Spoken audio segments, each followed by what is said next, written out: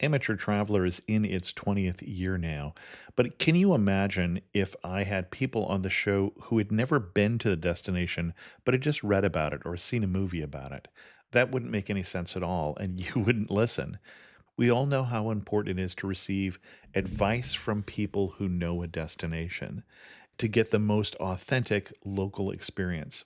And a great option for experiencing this is Explore Worldwide and their authentic small group adventures, led by local tour leaders, perfect for solo travelers who want to meet like minded people with a desire for adventure. I'm often an independent traveler, but two of my last three trips were with small group tours because they organize everything and it's a lot easier. If you want to recreate the tour I did to Malta, they have a Malta and Gozo Discovery Tour. I'm intrigued by one of their tours called A Taste of Sicily. The company again is Explore Worldwide, and visit exploreworldwide.com to learn more. And thanks to Explore Worldwide for sponsoring this episode of Amateur Traveler. The nights are long, the days are short, and the weather is chilly to downright cold, depending on where you are. It's a good time to slip into a Quince iconic Mongolian cashmere sweaters, which start at only $50. You can treat yourself to everyday luxury at an affordable price with Quince. If you really want to dive into luxury, you can check out their leather handbags, washable silk shirts, and European linen sheet sets. Whatever you're looking for at Quince, all the prices are 50 to 80% less than similar brands, and they do that by partnering directly with top factories and cutting out the middleman. They only work with factories that use safe, ethical, and responsible manufacturing processes. And of course, they use premium fabrics and finishes for that luxury feel in every piece.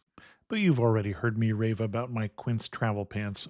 Treat yourself this winter without the luxury price tag. Go to quince.com/traveler for 365-day returns plus free shipping on your order. That's QUINCE.com/traveler to get free shipping and 365-day returns. Quince.com/traveler. And thanks to Quince for sponsoring this episode of Amateur Traveler. Got my bags packed on a roll. I'm heading out there and I'm ready to go. Looking real good in my passport photo. Oh, no. Amateur Traveler, episode 616. Today, the Amateur Traveler talks about beaches and dormant volcanoes and jungle treks, palm oil, tigers, and orangutans as we go to the island of Sumatra in Indonesia. Heading home, but maybe not today. Welcome to the Amateur Traveler. I'm your host, Chris Christensen. With no further ado, let's talk about Sumatra. I'd like to welcome to the show Luke Mackin, who is coming to us from wildsumatra.com and, strangely enough, has come to talk to us about Sumatra. Luke, welcome to the show. Thank you very much, Chris. We're really happy to be here. And there are people who are right now going to their spouse who they're listening with going, I've never heard of the country of Sumatra, because we've thrown them a curveball. Where are we talking about here? So Sumatra is the largest island of Indonesia that's fully owned by Indonesia. It's the westernmost island, and it's huge. It's about the same size as California. So it's pretty big. Indonesia itself is the same size, roughly, as all of Southeast Asia combined. So Sumatra would kind of be about the same size as Thailand. So it's a huge place, but not many people visit or even know about it. Okay. And if we're in Singapore, then we're just off to the left. or from Malaysia, yeah. Kind of above. Yeah. Depends what part of Sumatra. Yeah, it's crazy that where I live in Kerinci is only like 300 miles or something from Singapore, but it's a world away. You do not live in a major metropolitan city, for one thing. No, we live in a very rural area. They just opened up flights this past year, just one flight a day, short, like 30-minute flight. Before that, it would take us 9 hours to get to the nearest airport. So we're really in the middle of nowhere, the Kerinci Valley. Excellent. And why should someone come to Sumatra? I really feel like Sumatra is Indonesia's most diverse island. You can do anything from surfing to rainforest hiking to A lot of cultural opportunities. There's old temples, ancient temples. Anything that a visitor would want, they can find in Sumatra. And there's very few tourists, so you don't have the over-tourism problems or tons of other people to contend with. Outside of one or two spots in Sumatra, you'll be basically just a handful, if not the only tourist around. In that sense, it's not for everybody, because some people want the amenities. For sure. I was going to get there if you didn't. Yeah. But if you really want like authentic Indonesia, Southeast Asia even, Sumatra is a great place to discover. Okay. And what kind of itinerary would you recommend? It's such a huge place, so it's hard to narrow it down to a week. But today I'll be talking about kind of making a cut across mid-Sumatra, going from Jambi city to here to where I live in Kerinci, and then to West Sumatra coast. This is not the typical itinerary for tourists to Sumatra. Usually tourists stay in North Sumatra. They'll go to Bukit Lawang to see orangutan, or maybe Katambe if they're a little bit more adventurous for some deeper jungle trekking, and Lake Toba, which is the world's largest volcanic lake. It's this massive lake, and maybe a couple other places up in northern Sumatra. Some come down further to Bukit Tinggi, which is in the West Sumatran highlands, Hara Valley, which is nice rice fields and beautiful cliffs, and Danau Mananjau. These are all in West Sumatra. So if you're a little bit more adventurous, you come there. But today I'll be talking about an even more off the beaten path course, but I think it's a good mix of what Sumatra has to offer. It really would give a feel of what's here. Okay. And you started us down in? The city of Jambi. Okay. Which is in Jambi province. There's a province called Jambi, and then the capital is Kota Jambi, Jambi city. So probably you'd start out in Singapore or in Jakarta or maybe in Bali, but you'd want to make your way to the city of Jambi, a couple flights to get there. Once you're in Jambi, head to a hotel. There's some fairly nice hotels in Jambi. It's palm oil and regular oil are big products in that part of Sumatra. Okay. So there's some business class hotels, Odua Westin or the Abadi. There's a number of others, and there's more being built. Once you get to the airport, go to the hotel, drop off your things, and then the Muara Jambi temples are about a 30-minute drive from the city.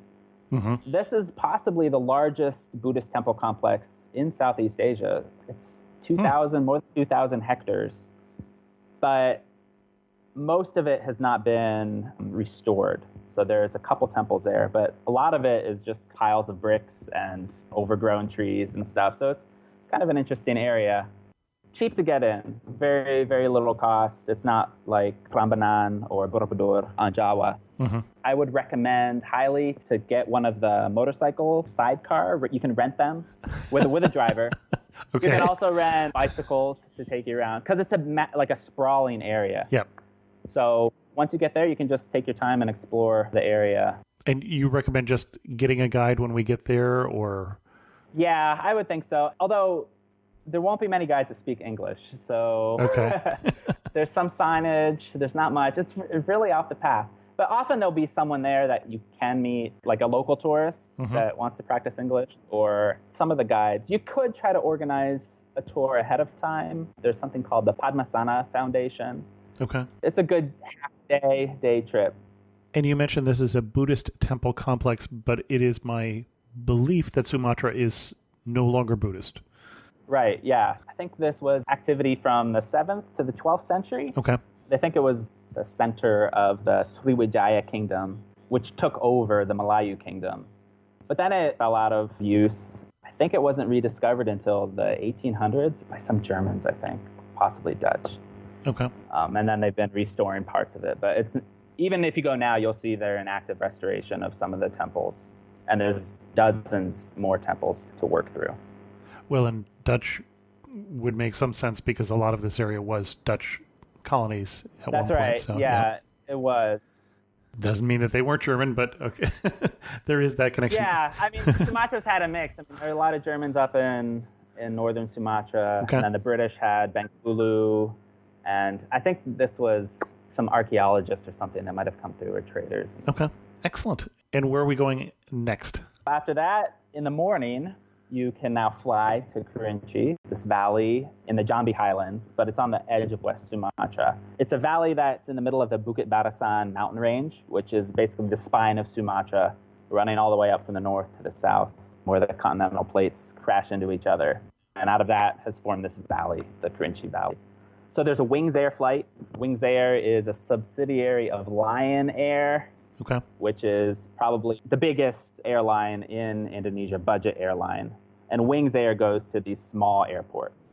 Okay. But if anyone knows anything about Lion Air, they know it's prone to delays. And Wings Air is possibly even worse. So if the weather's bad, you can expect delays. It's about a 30-minute flight to a town called Morabungo, and then you land in Kerinci, another 30 minutes. It's crazy. You come over the mountains, and you fly over the big Kerinci Lake, and then you land. It feels like you're landing in the middle of rice fields, because it is. It's just, the airport is just a strip in the middle of the rice fields, mountains all around. Then you wonder, where am I? Where's all the taxi drivers trying to get me? Because there's none of that there. So hopefully you've arranged for someone to pick you up, or possibly some kind airport staff will help you get to the main town of Sungai Penuh. But in our itinerary today, you'll be heading to a small village about an hour south of the airport at the southern end of the Kerinci Valley. That's called Lempor. In Kerinci, there's so many different things you can do. It's this massive valley, about 3 hours north to south. Okay. So really, for the next 3 days, I have just a general rainforest hike. Kerinci is in the middle of the Taman Nasional Kerinci Seblat National Park, which is the largest national park on Sumatra and the second largest national park in all of Southeast Asia.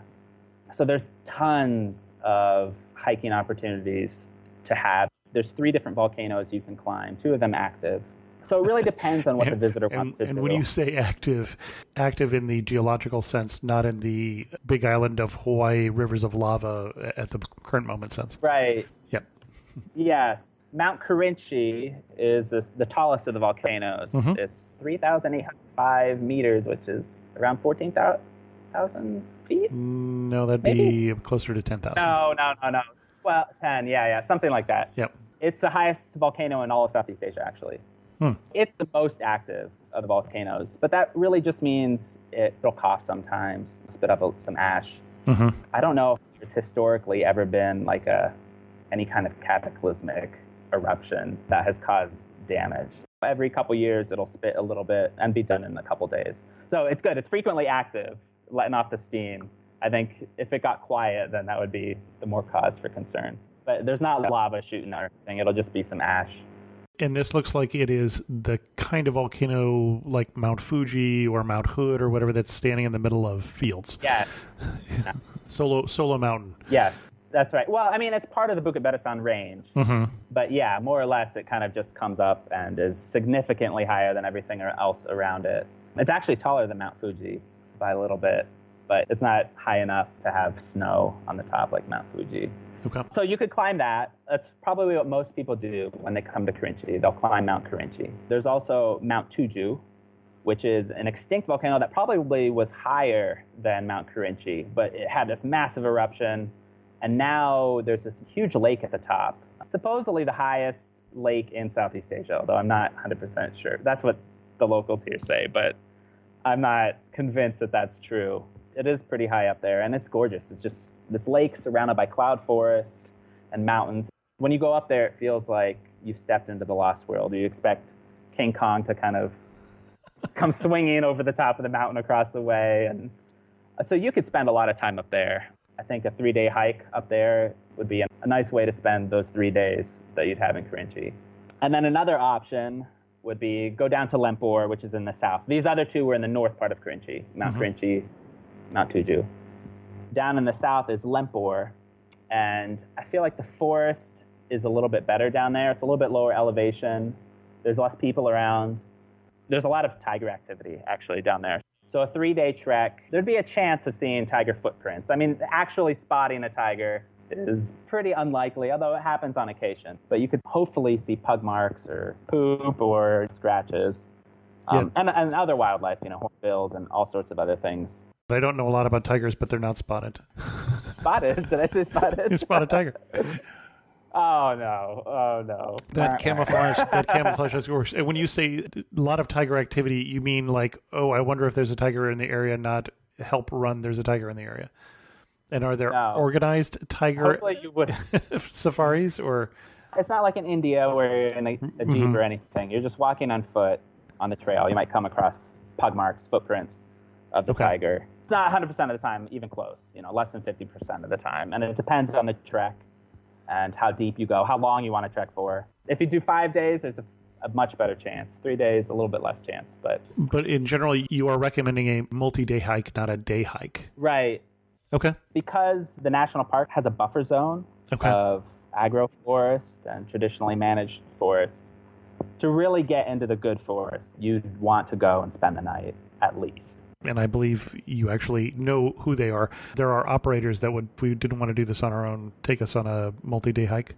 Yes, you could not do it on your own. You would get lost in it. So well, that's what I was thinking. So that's why I wanted to clarify that. Okay. Yeah, there's the local guides in the village that can take people in. It's never wise to go with less than 3 people into the forest. Just when you're backpacking backcountry, if something goes wrong, you need someone to help you out. But especially with tigers, if they have this local saying, if one person goes into the forest, then that person is lost, quote unquote lost. If 2 people go in, the news of what happened comes out. But if 3 people go in, then 3 people come out. So, okay. I mean, that makes it sound like there's tigers everywhere. Of course there are not. If you go in alone, you're much more likely to see tiger activity. It's just not in a good way. Well, you might not see it. Tigers always attack from behind. Well, there we go. You might not. Okay. That's why you said run away. No, don't run from a tiger. Just back away slowly. Got it. Okay. Hope for the best. And then there's this incredibly blue lake down there called Lake Cacho, which is just in the middle of the jungle, and it's fed by some underground springs. I don't know if you've seen those cenotes in Mexico and other places. Cenotes, yeah. It looks like that. It doesn't have the steep cliffs or anything on the sides, but it's that unbelievable blue. And it's so refreshing to jump in that after a long day of hiking and swim around. But that's a little closer to town. You could do that in a day trip, although I would recommend a little bit longer, camping next to it and going further. Well, and you say a long day of hiking. We are relatively close to the equator here. Aren't we almost right on the equator? So, yeah, we are 2 degrees south of the equator. Okay.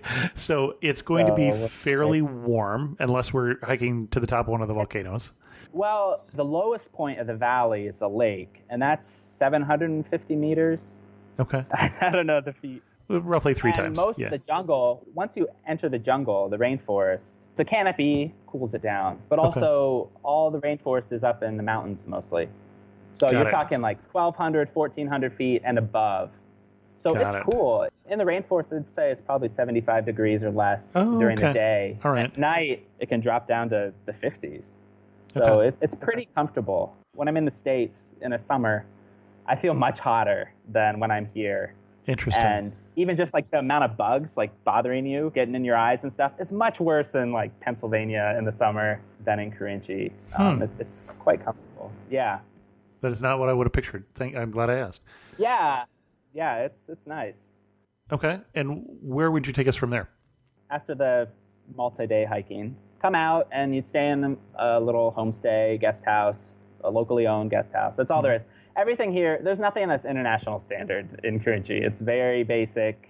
Maybe there's hot water. Maybe if you're in the main town of Sungai Penuh or in the more touristy part of Kersiktuo, where you would climb Mount Kerinci, some places have hot water. Okay. But most of them would not. They wouldn't have a shower. It would just be typical Indonesian bak mandi. It's like a bucket in a box filled with water that you'd use to bathe yourself. Squatty potties everywhere. So just very basic, but family run. You know the money's staying in the local community. It's not going to some big conglomerate or anything, which is really important. If you want to develop community-based ecotourism, all the money should stay right there. And so it's great to stay with these locally owned guest houses if you can put up with the lack of amenities. There are many other joys that come along with that, I think. Stay in one of the guest houses, walk through the rice fields. Up by Mount Kerinci, there's supposedly the largest tea plantation in the world. up there. Really gorgeous. And the second highest after Darjeeling. And there's a lot of cinnamon. Kerinci Valley produces the most cinnamon in the entire world. Oh, really? So if you don't know what cinnamon actually looks like, cinnamon trees and how they process it, you can see all that. And coffee. They have really good coffee. They've started to have really good coffee here. So you can also see some of the process of how they process it. And it would be different depending on the type of coffee or the method. But if you want to know about this stuff, rice fields, tea, cinnamon, coffee, like here's a great place to really get close to the local farmers and see what it's like, where this stuff comes from. And this area, you mentioned a very big tea plantation, but a lot of the farms are small farms other than that, or is it mostly big agribusiness? The tea plantation only is a big, half government-owned, half private-owned thing. It was planted by the Dutch in the 1920s. Okay. But outside of that, everything else is just smallholders. I'm assuming the palm oil plantations that you mentioned when we flew into Jambi are the big and somewhat controversial palm oil plantations that you see, so big commercial business. Yes, but our elevation in the Kerinci Valley is too high for palm oil. So there's no palm oil here. Excellent. It would be over the mountain, in the lowlands, peat forests and stuff of more eastern Indonesia. And I say somewhat controversial. One of the issues that Sumatra has is deforestation. Yes. I think 50% deforestation on the island from where it was maybe a century ago. And most of that, I think, has gone into palm oil. Yeah. Over the years, there have been different bad guys. Paper. Paper too. I think when I was growing up, people were worried about coconut plantations, just regular coconut plantations. And then paper pulping. Interesting. Okay. Which is still a big problem. Yep. But yeah, palm oil is the biggest one now. And the scale of it is just unbelievable. That's one thing that has really damaged tourism on Sumatra. Actually, they say in the late 90s, there was more tourism in Sumatra than there is now. That Indonesia had a bunch of bad hits in general across Indonesia. Other places have recovered, like Bali, but Sumatra has not recovered. Although I think there's a slight recovery going on now, but it's still a long ways. And then the problem with the almost yearly haze, obviously, is from killer. Burning off the fields. Yeah. Yes, burning the peat, the deep peat that puts off so much smoke, and then to plant palm oil after that. It's a massive problem. That's why I think supporting ecotourism, especially, you turn the forest into a sustainable resource as they are, rather than something to just be exploited into nothing. Well, I kind of jumped off there in the middle of your itinerary. Was there more that you wanted to get us to in that itinerary? Okay, well, so after your time in Kerinci, there's a road. There's only 3 roads in and out of Kerinci. One of the roads is called the Bukatapan Road, and it goes from Sungai Penuh, which is the main town in the center of the valley, over the mountains, through the mountains, to West Sumatra, to a town called Tapan in West Sumatra. This road is about 3 hours just through the rainforest. So I would recommend, on the way out of Kerinci, take that road. You could even go up the night before, do a little night safari with flashlights. You can try to spot slow lorises and civets and giant fruit bats and, all sorts of nocturnal creatures. Okay, I know what a civet is. A civet is a cat, and I know what a giant fruit bat is. Civet is a little bit different than a cat. I mean, it is in the Felidae family, but so are hyenas. So it's quite different from a cat. But yeah, people call them that sometimes. A slow loris is a nocturnal primate that is actually venomous. It's a really unique animal. They live out here. You only see them rarely. Although on this road, if you have flashlights, probably 50% or more of the time you can spot them. They're really being threatened by the pet trade. People keep capturing them illegally, even though they're protected, and selling them. If you look on YouTube, there's these stupid videos about tickling slow loris and all these things. And it's really, people are like, oh, so cute, because they are a really cute animal. But then people get them and they cut their teeth out because they're venomous. Then they sell them, and then inevitably they eventually die because they're nocturnal and they have them under bright lights and they feed them the wrong things. And it's really sad that this is happening. But if you want to see them in the wild, Kerinci is a good place. But yeah, you could camp up there and then drive through that road all the way to the coast. And on the west coast of West Sumatra is a province in Sumatra. There's this collection of islands called the Mande area. Also, there's nearby Bungus. And there are these beautiful islands off the coast that are really, no one visits them. Very, very little tourism there. There's some great guest houses along the beach. You can take day trips out to these islands. So I think I would finish up on that after some like tough hiking and just go down to the beach there, relax for a day, and then the next day transfer up to Padang, which is the main city in West Sumatra where you can fly out. Okay. So this kind of takes you across. I constrained you a bit here with our usual 1 week itinerary. If we're going to Sumatra, which is going to take us a little longer, and we had more time, what would you add in? Like I talked earlier, the West Sumatran Highlands, Bukit Tinggi, Danau Mananjau, which is a massive caldera, volcano, extinct. So there's this big lake. That's really beautiful. The Harau Valley, beautiful rice fields there. All of West Sumatra Highlands is really gorgeous. Okay. But I feel like you can't come to Sumatra without seeing orangutan, so you should make it up to Bukit Lawang or Katambe. And you're also telling me that I've been saying orangutan wrong. Well, that's the native pronunciation? Yeah, because it's orang, which means person. And then it's kind of truncated. Hutan means forest. Forest person. So it's like person of the forest. Oh, okay. So to do that, you would fly from Padang. If you're adding on time, fly from Padang to Medan up in North Sumatra. It's the biggest city in Sumatra is Medan, which is still only like 2 million people. So all of Sumatra has 50 million people, and the biggest city only has 2 million. It's a really rural population. So anyways, then from Medan, you drive about 2 hours-ish to Bukit Lawang. And Bukit Lawang it's a lot of backpackers, a lot of cute little places to stay.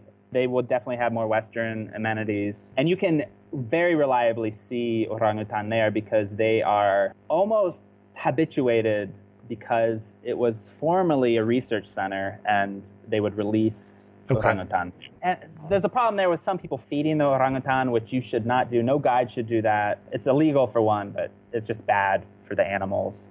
But so if you go there and you see people doing that, or if your guide tries to do that, do not participate because it's not good. You can easily spread disease to orangutan.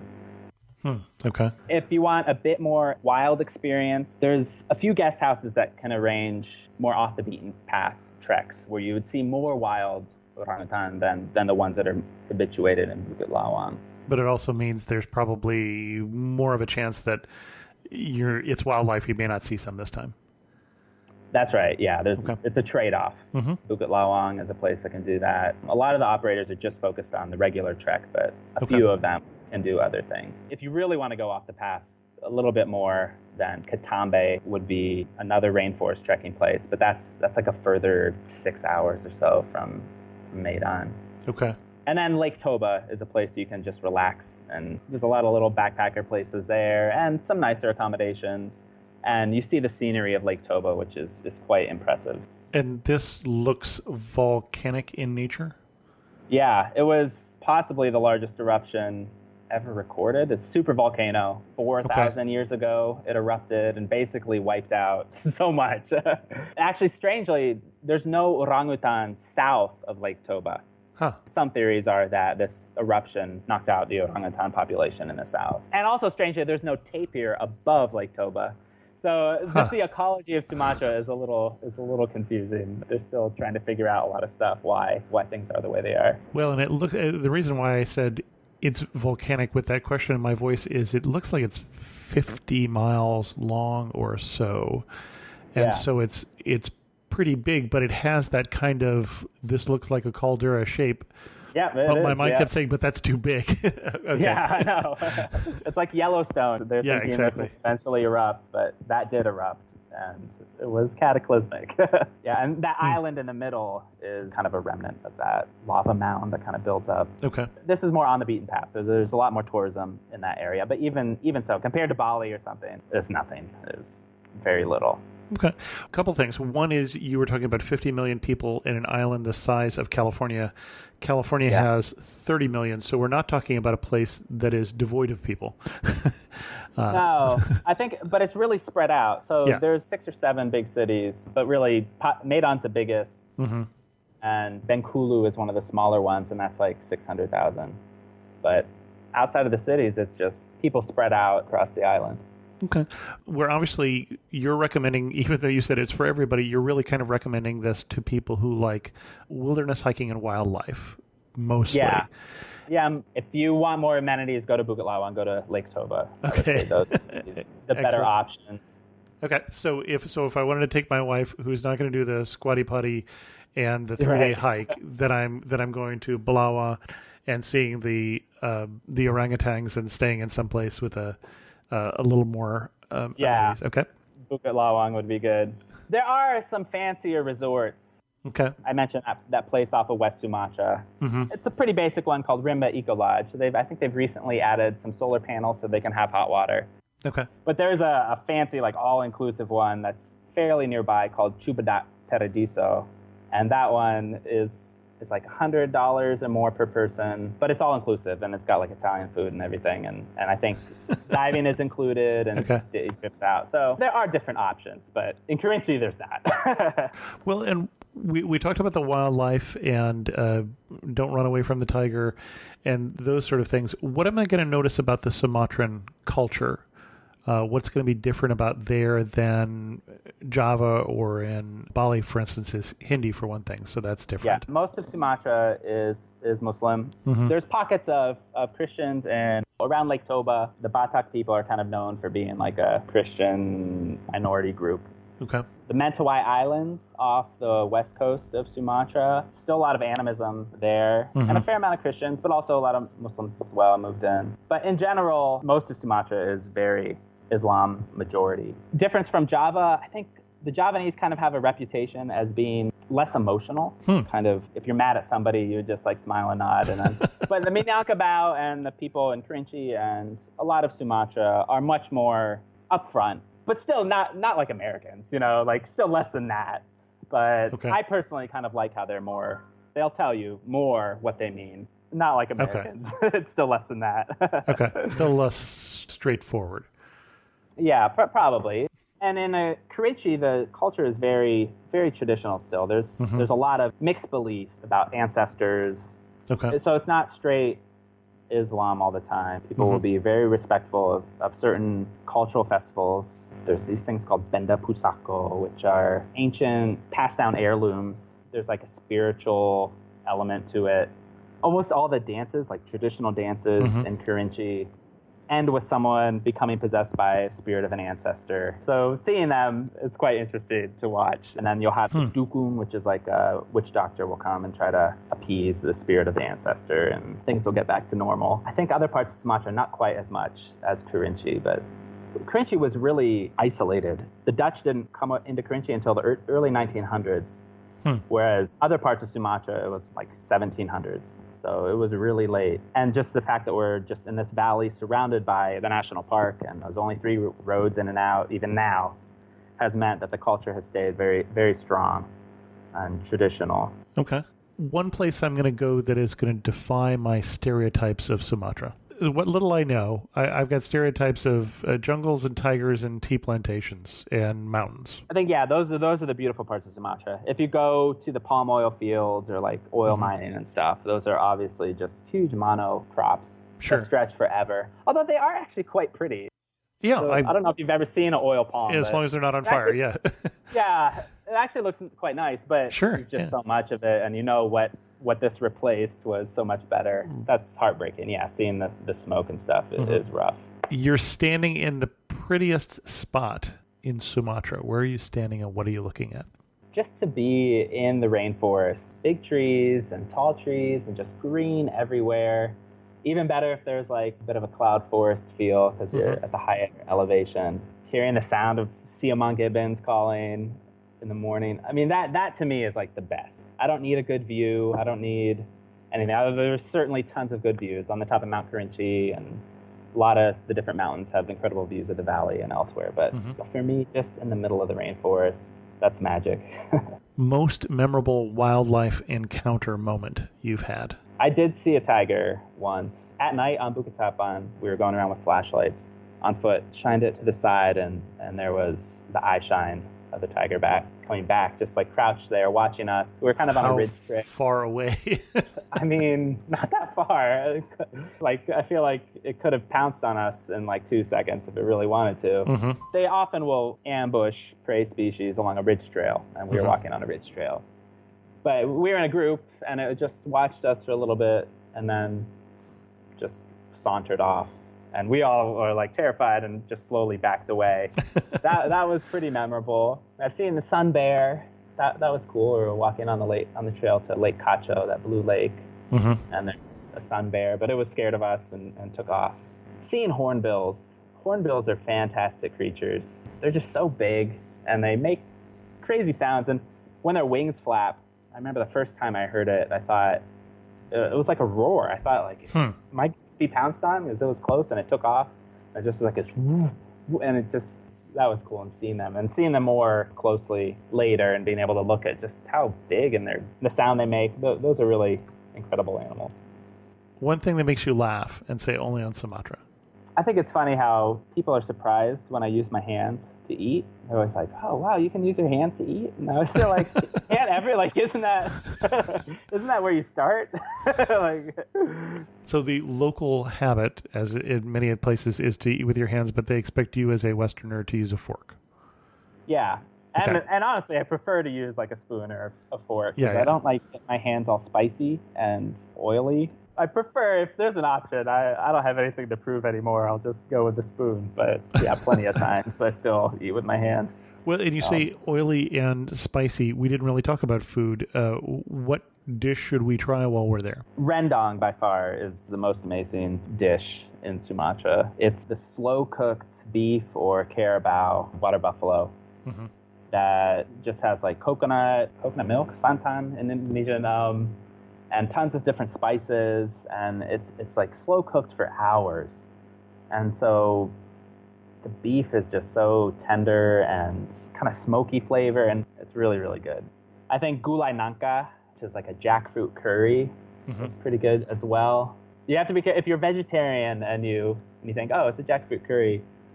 Almost everything that people would think is vegetarian in Indonesia would have some kind of beef broth or chicken or at least fish sauce. So it depends how strict you are. You really have to be careful. Okay. I think the first time I had gulai nangka, jackfruit curry, it's this young jackfruit. So the texture is, I thought it was chicken the first time I ate it. And then I realized, like, wait, this isn't chicken. But it has that texture and kind of mouthfeel. And it's really good. And then in Kerinci, they have something called dendeng batoko, which is just a strip of beef or carabao or water buffalo that's just grilled. And so it's just really simple and plain. But especially if you get kind of tired of all the spicy food all the time, it can be kind of a nice break if you don't add all the sambal to it, which most people add sambal. Sambal is like a salsa kind of, but spicy. So that's really good. They're really tender pieces of beef. And then there's one unique dish that I think just one or two villages has. Do you know what a pitcher plant is? Nepenthes? Carnivorous plant. Yes. So this one village will collect these. There's this one kind that grows near the village in this wetland. It's very abundant, and they always replant it and stuff. But they'll collect these, and then they'll steam it with rice and like sweet coconut milk. And many parts of Indonesia have this sweet, sticky rice called lemang. And so they'll do this, but usually it's made in bamboo, but they'll do this in this pitcher plant. So it's really kind of a unique and kind of strange because it's like there's like insects that were being digested in this before, but it's really tasty. And then especially if it's paired with banana and this fermented black rice, and they have this like sweet coconut milk egg sauce called sarikayo. All those together, those flavors of all those together, really good. It's really only around like festival times. You can't buy it in any restaurant. Yeah, it's special if you can get a chance to try those things. Excellent.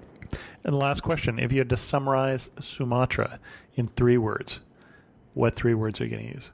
Wild, fire. Okay. Didn't know if that was the spice, everything. the volcanoes, I feel like all of it. The spiciness of the food, fires of volcano, fires of burning, and then a lot of people smoke. So it's kind of like all of that. Yeah, it's just wildfire and green. Excellent. It's just so green. Everything, even the palm oil, the rice fields, even though that stuff is bad, it's still very green. Oh yeah, no, they're pretty. We mentioned at the beginning that you are from wildsumatra.com. Tell us a little bit about Wild Sumatra. Started a company about 8 years ago. The point is to develop ecotourism here in the Kerinci Valley. As I said, other parts of Sumatra have more tourism, but Kerinci Seblat still has very little. But there's huge potential. It's just really beautiful. And the Kerinci Valley in particular needs it. Because it's cut off, you have this growing population in the valley, but there's nowhere to expand. And so it's either cut down the forests or use them to get a sustainable income. So the point is to help conservation and to give a sustainable income to help develop some of these villages on the forest edge, give them alternatives to poaching and encroaching, everything else that harms and eventually harms the village. So all that stuff is gone. Once you've exploited it, what happens for your grandchildren? So I work with local guides throughout the valley to kind of promote what they do, to help train them with English and guiding services. And for them, a lot of times it's hard to communicate or logistics and stuff with foreigners, so I help them with that end, and they do what they're good at, which is guiding people, showing people the beautiful jungle, and giving people like a real taste of authentic life in rural Sumatra.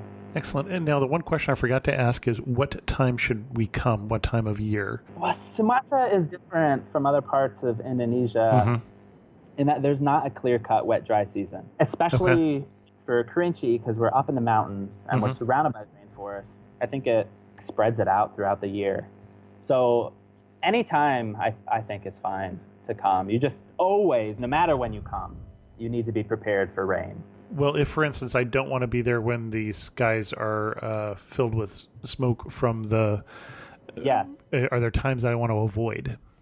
Well, the last 2 years, there's been no smoke. So I'm not sure if that's because some of the government policies have been working well, or if it's just been rainier than typical.